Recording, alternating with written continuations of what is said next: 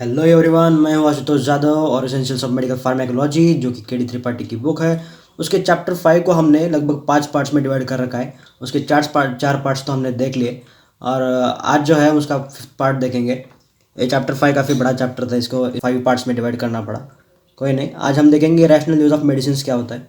It is widely assumed that use of drugs bye qualified doctors of modern medicine would be rational. अब rational prescribing क्या होता है ये हम देखेंगे।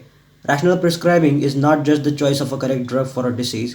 रैशनल प्रिस्क्राइबिंग मतलब सिर्फ यही नहीं कि एक पर्टिकुलर डिसीज़ है उसके लिए करेक्ट ड्रग चॉइस करना, इसे रैशनल प्रिस्क्राइबिंग नहीं कहते।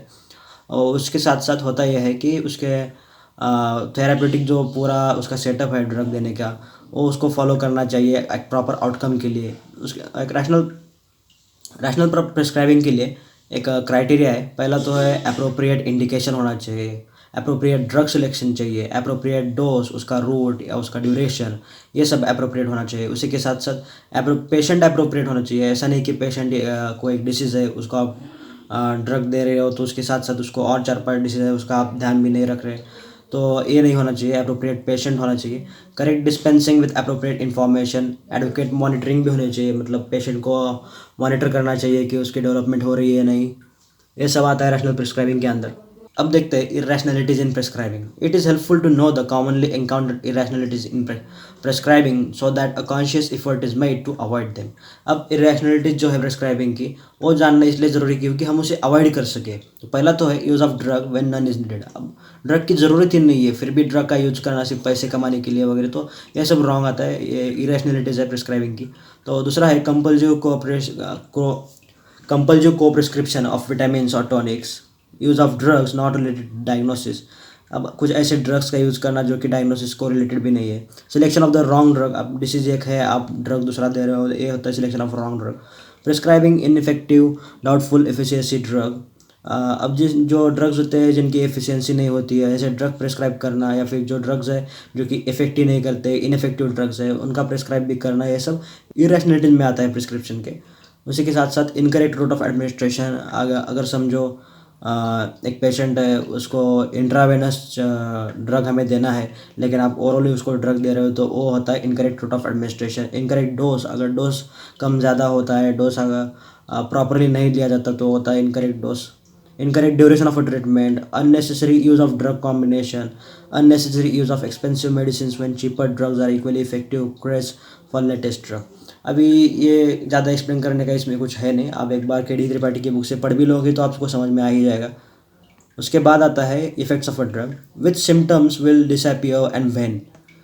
Example, antidepressant will take weeks to act, whether disease will be cured or not. Example, diabetes, Parkinson's can only be ameliorated but not cured। अब ये जो डिसीज़ है, डायबिटीज़ है, Parkinson's है, ये क्योर नहीं हो सकते, बस इसको हम थोड़ी देर के लिए रोक सकते हैं। उसी के साथ साथ what happens if the drug is not taken advice. Example, tuberculosis will worsen and may prove fatal. अब ड्रग्स जो होते हैं उसके साइड इफेक्ट्स भी आते हैं, उसके कुछ इंस्ट्रक्शंस है, उसके कुछ प्रिकॉशंस है, वार्निंग्स है। ये सब आप एक बार पढ़ लो केडी त्रिपाठी से, समझ में आ ही जाएगा। एक्सप्लेन करने जैसे इसमें कुछ था ही नहीं तो इसलिए मैंने इसको ऐड नहीं किया है। अब देखते हैं expiry date of pharmaceuticals. It is legal requirement that all pharmaceutical products must carry the date of manufacture and date of expiry on the label. अब ये लीगल रिक्वायरमेंट है कि जो कोई फार्मास्यूटिकल प्रोडक्ट्स है उसके ऊपर उसकी मैन्युफैक्चर डेट होनी चाहिए, उसी के साथ साथ उसकी एक्सपायरी डेट भी लेबल पर होनी चाहिए। The period between the two dates is called the life period. अब जो पीरियड है एक्सपायरी डेट का, मैन्युफैक्चरिंग डेट और एक्सपायरी डेट के बीच में का, उसको कहते हैं लाइफ पीरियड, या फिर कहते हैं shelf life of the drug. Under specified storage condition the product is expected to remain stable. अब कुछ स्पेसिफाइड स्टोरेज कंडीशंस के अंडर जो प्रोडक्ट होता है, जो कि ड्रग होता है, वो स्टेबल रह सकता है, रिटर्न कर सकता है, 95% से ज़्यादा उसकी पोटेंसी होती है। During this period in India the schedule P rule 96 of drugs and cosmetics act 1940 specifies the life period mostly 1 to 5 years. अब जो ड्रग्स एंड कॉस्मेटिक एक्ट है उसने स्पेसिफाई किया है ड्रग के लाइफ पीरियड को, तो वो होना चाहिए मोस्टली 1 to 5 ईयर्स के अंडर, वो भी कंडीशंस ऑफ स्टोरेज के साथ। The expiry of other medicine has to be specified by the manufacturer but cannot exceed 5 years. अब एक्सपायरी डेट जो है वो मैन्युफैक्चरर के ऊपर डिपेंड रहता है कि उसको मालूम होना चाहिए कि कितना उसकी पोटेंसी है, कितने टाइम तक वो रह सकता है, तो इसके ऊपर रहता है। बट एक 5 ईयर्स से ज़्यादा उसकी जो शेल्फ लाइफ है या फिर लाइफ पीरियड है वो नहीं होना चाहिए, unless permitted by the licensing authority.